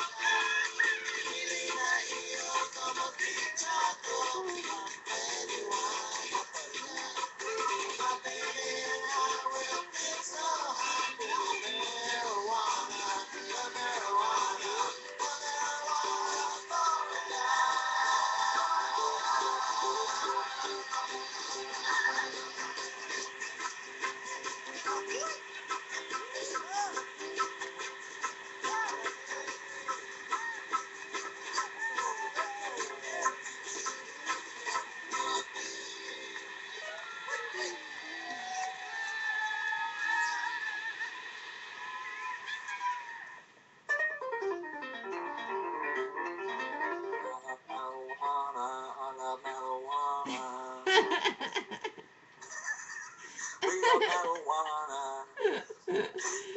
Now my neighbours have totally thought I've lost the plot. I've been dancing around. It's 9 o'clock in the morning. It's freezing cold. It's only just getting light, and I'm dancing around my kitchen to I love marijuana. It's a good day. It's a great day. You've got to remember, I'm my shiner. I'm live or die, because I died. So, And you're right. Don't make you want to get up and dance. I love that song. yeah, I love marijuana. I love marijuana. Well, we are back with Steve Danks and North Blatt Forsgren and Casper Leach. And Kevin Korn. Kevin Korn. I was just getting you to Kevin Korn. You guys beat me to it. And Kevin Korn. Yes, you're still. I'm sorry, Kevin. I'm sorry. North Blatt. North Blatt. I can't get past North Blatt. Well, you know what? Here's the thing. I can't see your name on the screen. I think that's affecting me. So I'm just seeing North Blatt, so my head's going. But yes, Kevin is here. Kevin Korn, thank you for being here, too. Is that normal, Kevin? Normal Kevin. Fucked up Kevin's a whole nother ballgame. It's not normal, Kevin. It's, Yes. It's not normal. I'm not seeing your. It's very normal. I'm not seeing your like Yoda picture or whatever on Skype, and I love the fact that North Black changed his picture on Skype. It's Bob Marley like in the Jesus pose with the green heart. Is that what that is? Or yeah, it's very cool. I need to get that on camera here, but I'll do that in a minute. So Steve, do you smoke now? Did you get over do you smoke marijuana now, or just medicinally, or? Oh, I don't smoke it. It's such a waste. I can make socks out of it. I mean, all these smokers going around smoking. I can make socks and trousers from that. I want to clothe the world, and they smoke it. They don't have that problem with cotton, do they? Did you only ingest it? Did you just do the oil, the Rick Simpson oil, or? I ingest the oil. I do it 2 times a day and 3 times on Sunday because it's the day of God. How much do you do? None of your business. I'm trying to get down my neck. I've started eating. I have severe acid reflux and arterial sclerosis, which is a hardening of the artery walls. Yeah. And I've been prescribed all sorts of drugs. I've seen plenty of doctors and heart doctors and specialists. And just in the last 2 weeks, another guest had convinced me I should start eating bubble hash. And in the last 2 weeks that I have been eating bubble hash, I've probably only had heartburn once, which is rare because I usually get it 15 times a day. My acid reflux is gone, and my blood pressure has lowered considerably. And what you need to now, so is you need to eat some cholesterol, believe it or not. Cholesterol? Yeah. Yes. Interesting. Cholesterol. Yeah, again, the whole story on cholesterol was all been Mickey Mouse. That was to sell statins. You need Cholesterol's not bad for you. You need cholesterol. You Same with carbs. You need it, otherwise your arteries go hard. Yeah. It's the other round. Really? What kind of cholesterol? I mean, is there a certain type, or is there something, or what? All cholesterol's good. Coconut? Yeah. All cholesterol. All cholesterol's good. Anything that's made to cut out cholesterol is probably bad for you. Yeah. That's what I've come across. There's those fucking those oils that they've fucking come out with that are all polyunsaturated blah blah bullshit. Uh-huh. I believe it's not butter. Yeah, it's all Oh bullshit. God. Exactly Yeah. what it is. Yeah, you need them all. You need your monosaturation, you need that. Or you just need to do a good swig of hemp oil every day. And that'll sort it all out. Yeah. That's My question was, how much do you take? Because I'm taking right now, I'm eating about 0.2 grams of bubble hash twice a day. Once in the morning and once before I go to bed. That's good. Yeah. You see, this is it. Right, the research that's coming out now, this is my point earlier. Right, cannabis doesn't cure anything. Right. Okay? Forget that. That's old news. Cannabis doesn't cure anything. What cannabis does, or what's happening to us, all these things that we're getting, we're taking this cannabis oil and basically using the terminology of the Vatican, we're watching miracles. Okay? That's a fact. A miracle as defined by the Vatican, we're watching it. Yeah, we're watching people take something and they're having an instant cure. If that was happening at Lord's night now in France at the Mary thing, that would be millions of people going. If this was happening at the Vatican, if they had some special water, there would be millions of people going there to get that water. Because it's cannabis, it's got this funny kind of right. What's actually happening is all these signs, all these tumours, all this stuff that's happening, these are signs of cannabinoid deficiency. Everybody, your human body, your human spacesuit needs cannabinoids. It's like not having breath. It's like somebody holding you around the neck at the moment and you're only getting 1/10 of your breath. Then that is being released, you're getting the full breath and you're going, oh bloody hell, I can breathe. But because we've all been so restrained, we don't know what it's like to live with a fully endorsed cannabinoid system. I do, a lot of other people do, yeah? Well, that's what I've always said about GMOs and synthetics, is that your body, you know, on a microscopic level, on a regular level it might look the same, but on a microscopic level, it's not. It's a synthetic, and if you're producing synthetic cells, or if your body's producing cells from this food that's synthetic, then the shit that you're producing is synthetic, or it's going to be fucking mutated, which thus cancer's born. I mean, it only makes fucking sense. I don't have a fucking college degree, you know? Well, you need some common sense. You need some omega-3 in your brain so your brain starts working, and you need your cannabinoid system working. And then the rest takes care of itself. If you need oranges, your body will go, oh, I want some oranges, I want some vitamin C. If it needs iron, it'll go, I need some iron. It'll tell you. Because it's a self-regulating system. But once you take out one of the major players, like oxygen or food or cannabis, then the body breaks down. And that's why this is working so quickly on people. Right. Now, my other question is, what about them taking it away? You know, I've heard somebody refer to that as, like, one of the biggest mass genocides ever done. Yeah, I mean, we haven't, I mean, like, what, since, like, 1937, like, we haven't, in America anyway, we haven't been able to have access to this. So we've had, like, what, 60... Cancer? Many years ago. I mean, what is that? 70, 80 years without having. I mean, I've been born into not being able to have it. Yeah. Yeah, it was still carried through the system. I think now because we're third generation away from it. Look at the state of our kids. Oh my God! Look at all the diseases they've got. Not my kids. Something that with diseases. Yeah. With the human species, we lived in caves. We survived languages. So true. Yep, I know. I see the de-evolution, and I know that it's not from anything but what they're feeding us. Of course, I mean, they're on about drugs, worrying about teenage or kids getting on the pot and smoking stuff.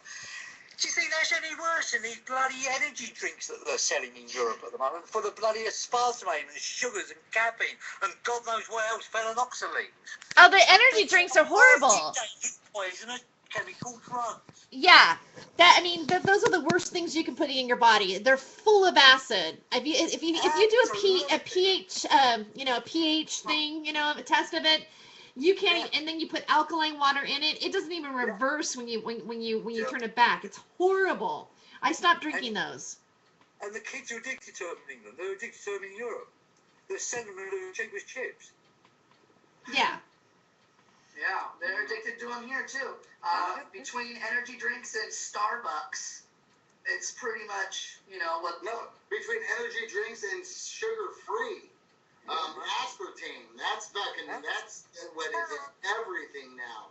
Oh, of course it is. And they keep on relabeling it something, a new name for it every fucking 2 years. Yeah, and of course the FDA keeps endorsing it. But anyway, I think the question was, what happens if they ban it? Well, I die. That's what happened to me. I dropped dead after a few months. In fact, I'll drop dead quite quickly because I'll commit suicide. I'm not going through that slow death. Do you think that the cancer would come back? Most probably. Really? So it doesn't even matter.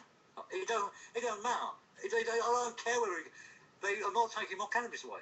Simple as that. Right. I don't want to catch cancer. I don't want to live in high energy drinks. I want cannabis in my system. It's not even a question that should be asked.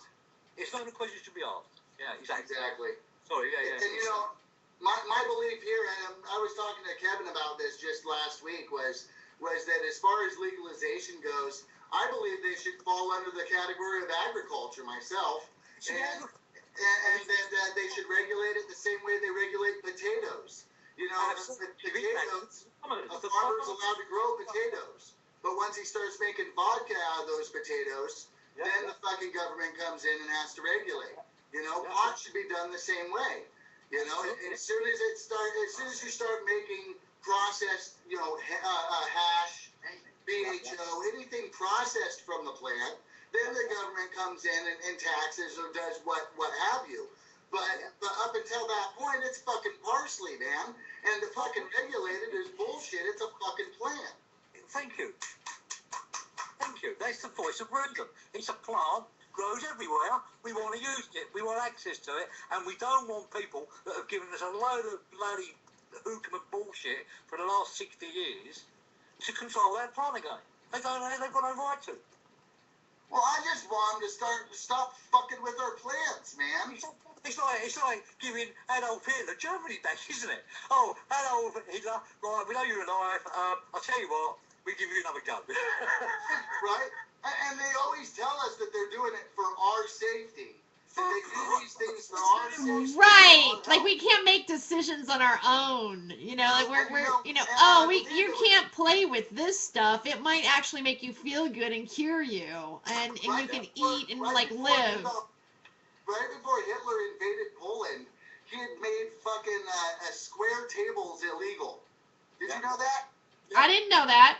Yeah, because they were because that was part of the healthcare system that Germany had at the time, was that too many people were going, you know, if you didn't have square tables, you couldn't bunk your head on the corner, and you wouldn't go to the hospital. So they made all the tables round. Yeah. Wow. Did you know that? I did not know that.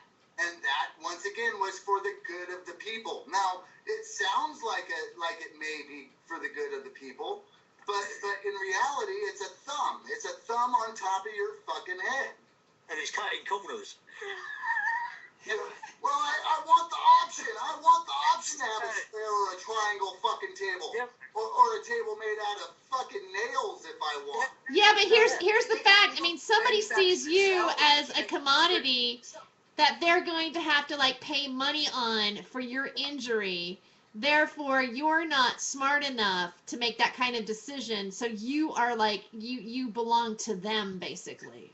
Well, as it is right now, they don't feel you're smart enough to make those decisions because you go to the doctor and you don't tell him what's wrong. You ask him what's wrong. You know, and that right there is my biggest bitch with us as a people is we're too fucking lazy. We don't even know about our own bodies. No, we don't do it. Well, we've given that power up. We've given it over to what we think is the correct medicine to use. And on that, we do need to come back. We will be right back with Hollywood Hempress Hour after this break.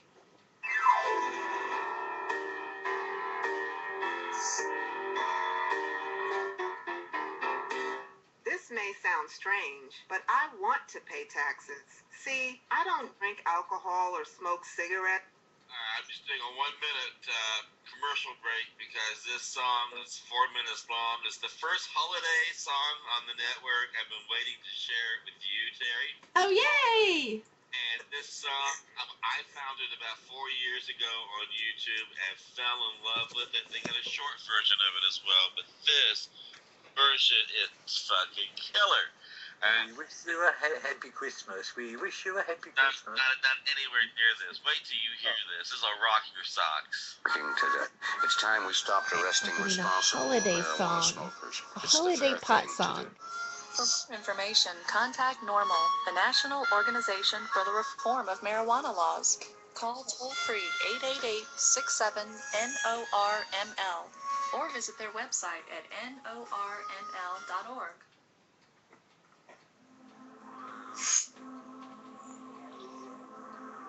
But do you realize that marijuana is not like other forms of dope?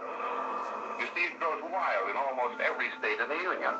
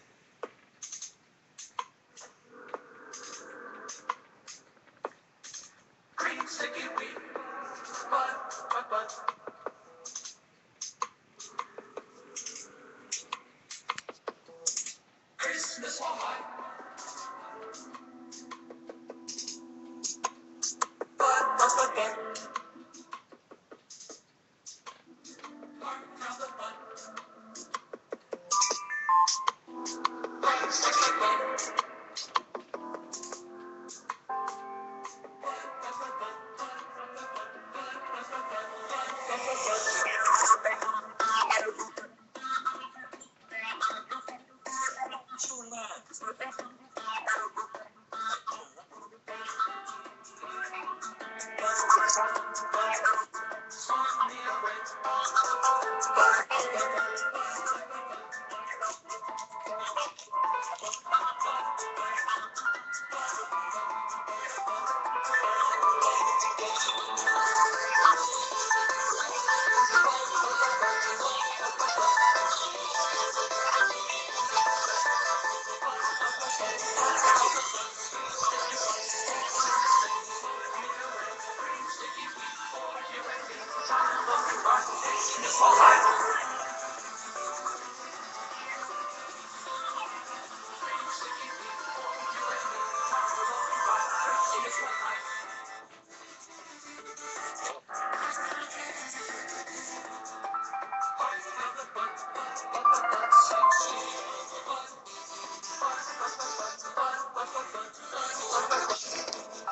have to attend the recent interscholastic tennis matches.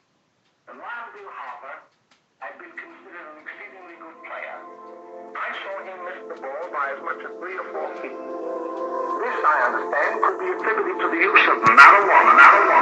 It causes error in time, space.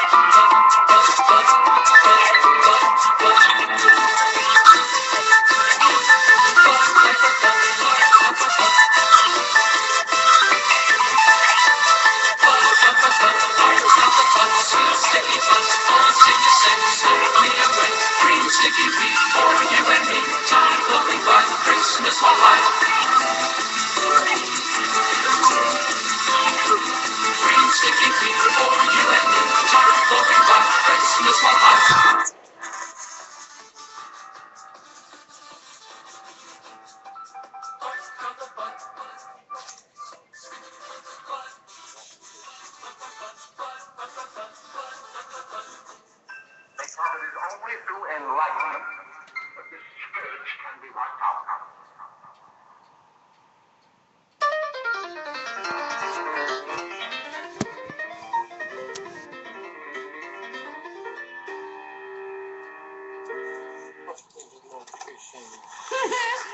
Welcome back to Hollywood Hemptress Hour. That was great. That was Casper Leach. What was the name of that one again?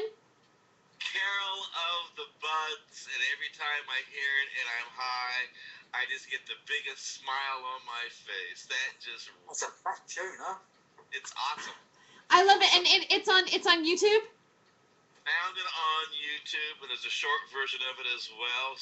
But the long version is just amazing, and I wanted to make certain that Hollywood Hemptress and her audience and our friends at the Hollywood Hemptress Hour had an opportunity to enjoy that particular piece of holiday magic here on the Time for Hemp Global Broadcasting Network.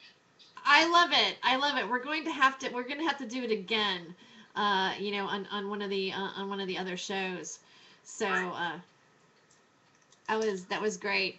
So Steve, we're back down to we're practically down to our last few minutes. Our last. Oh. I know. What a really nice time it's been. Thank you for having me on. Oh no, thank you. Enjoy it. Thank you for coming on. It's been a delight, and you. Are you on Skype? Yeah. Yeah. I mean, do you have are you on your computer or are you on your phone? I'm on my iPad. On your iPad? Well, would you like to do trips? Yeah. Really? Okay. We'd love to have you on trips. Yeah, man. I'd love to be on there. Okay, because we also do our video too. If you've got video, we're gonna do an episode of trips. Oh, cool. All right, so we're gonna do trips after this on the Freedom of Joyce Network on Ustream. Right, so we're going on video next, are we? Yeah. Right, in that case, then I'm gonna have to have a quick wash and shave because I haven't really woken up because it's early in the morning. So I think it's 2 o'clock in the morning here too. Yeah, I know. You lot have been up. I've still got my bed head on. I've got no teeth. I have a cancer victim. I've got to put my teeth in. Please, I do have some vanity left, you know. I'm through my phase of shitting myself and laying in it days on end. I've got pride now. I put my teeth in it, brush my hair, and look like it's part of the human race. So you've done this whole interview, like, Steve. You've done this whole interview with no teeth in? Yeah, man. Oh, I'm impressed. You can do a lot with no teeth. Can. You'd be surprised. When all my teeth are falling out, I really got quite upset, and then I just remembered that old Cat Stevens song, that line about if all my teeth fall out, all the north and the south, that just means I don't have to talk no more. That was lovely. I thought, yeah, don't worry about teeth.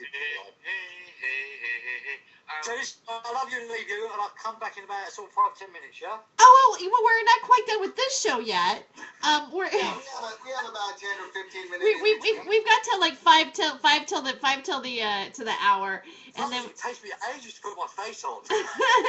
But we'll say goodbye, and then at the end of the show, and then But how long does it take you to take a shower and get pretty? Oh, sure, I was going to put my face on, darling. Oh, you're as bad as I am. Right, it's vanity, all right? I'll put my hands up. I have some vanity. I'm going to make the most of it.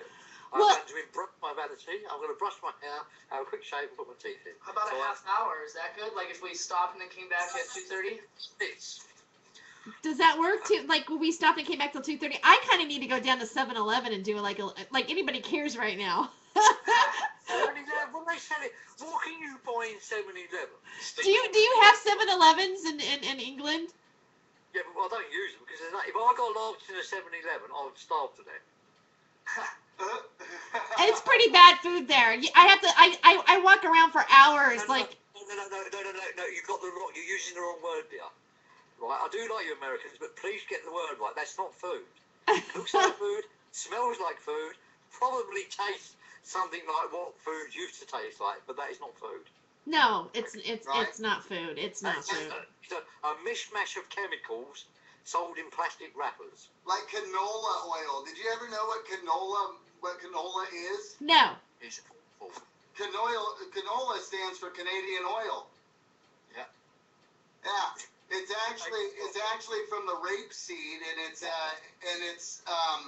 it's cleaned up fucking waste grease from machines. Yeah. Industrial machine grease that they cleaned up, and after they cleaned it up and processed it, it was too thin to use as grease. So they found that it was, well, quote unquote edible. And, back in the 50s and 60s, and they started putting it in containers with a little yellow pill on top that you'd mix in, and it would make it yellow, and they called it margarine. Yeah. Better living through chemistry. Yeah. You've been drinking diesel, dear. But in all actuality, it comes from the rapeseed. And of course, rape by nature. Do you know what rape does to the land? It rapes it. Yeah, it's poisonous. It's a poisonous plant. Everything out. And the only way you can grow rape is, I believe, it's on a 5-crop rotation every 5th year. And they're monocropping it all the way through Europe, year on, year out. Well, I mean, I have to go get some toilet paper. Trees. You're going to cut down a tree to do that. Yes. I know. Well, you know what? If we had hemp toilet paper on the market, I would definitely use it. Yeah. I just hope it's not more expensive. I can't part with my you can recycle it 7 times. Well, come on. I'm not perfect yet. I can't resort to corn cobs at the moment. I love my Charmin. You know, in the Middle East they use sand.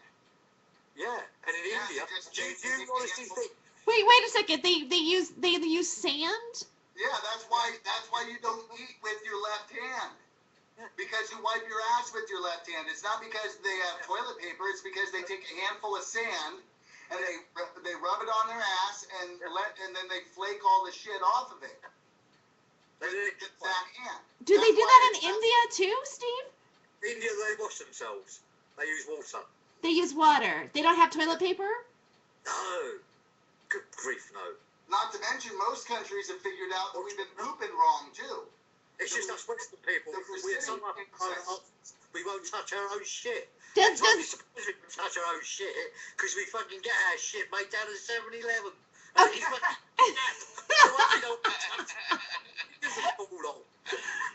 Okay, now I can't. Now I feel bad about going to 7-Eleven. Okay, it's the only thing that's open right now. It's the only thing that's open right now. I don't have a whole lot of choices. So, but in England, do you have toilet paper there, Steve? Most people do. Or do you have a bunch of bidets? I mean, does it? Queen has toilet paper. She uses hand rags because we always know what the Queen uses because she has to put a royal seal on it, so it has her stamp. So we all know what she wipes her privates with. Does it smell like roses? Her toilet paper has her stamp on it. I know, that's what I was. Really? Everything that the Queen uses has a stamp on it. Royal approval. Oh my God! That's the most that's narcissism to the 10th degree to have your own stamp. There's got to be great commercials for that, right? I have my own stamp of my ass wiped down. I'm not wiping my ass with some Obama stamp on it. I'll tell you that right now. Listen, contact one of your hemp soap makers and get them to make some black hemp soap for Mr. Obama. He'd like that at the White House. Cannabis black hemp soap. Black hemp soap. I've got that right here. I don't need that in the house. We don't need it in my my house. Send it to him. Because when he smokes, he swallows, so now he can wash in it. He can wash his fucking bullshit.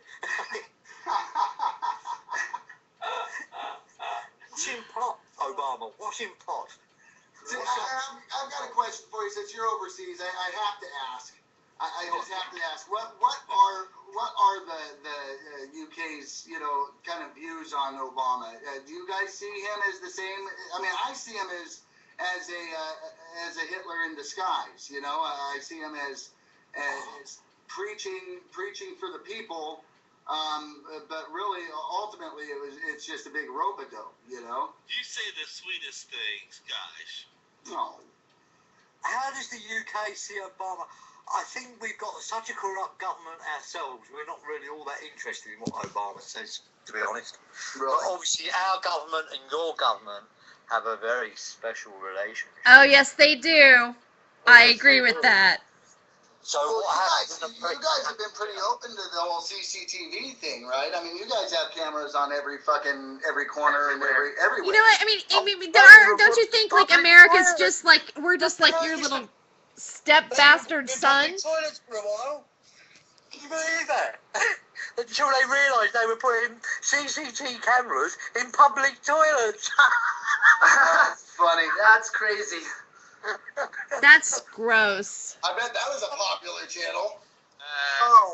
It's not. It goes to show how people are at the moment. They can't even see the wood for the trees. Yeah. No, that's just amazing. Yeah, that's really amazing. Well, we are down to our last minute. Steve, I sent you a friend request on Facebook. So, so if there's a, please be my friend on Facebook. And I will. Because I want to link you up with my friend Bridie Tomlinson. You like her? She's funny. She done the Fanny song. Oh, I'd love to meet her. You'll wet yourself when you see the Fanny song. It's the most hilarious piece of comedy that I've seen in years. Oh, I can't wait. I'll link it over. Yeah? Okay. All right. Do you want we're gonna have you back because we're gonna be doing some comedy sketches and stuff like that. And I want to introduce you to my friend. What? I want to introduce you to my friend, Sir Henry Leaf. Yes, I can't wait to meet Sir Henry Leaf. He lives in a place called Hempton, not far from here. Yeah. I can't. He lives in Hempton in Hampshire. Is he actually knighted? Oh yes, he's Sir Henry Leaf. Really? Oh, how cool! Yes. Yeah. Well, we're gonna bring Sir Henry Leaf is gonna be here on Hollywood Hemp Hour. News on marijuana smoking. Is that Henry Leaf? Oh, let me make say one thing, Terry, before we go. Just because Blazer Bruce is listening tonight, who is? I would like to make a little shout out and say that anybody looking to take a motorhome out this year for your holiday vacation, please come down to Rent RV and take a look at our selection. We got a whole bunch to choose from, and the prices are great. Awesome! Yay! Blazer Bruce. Hey, Blazer Bruce.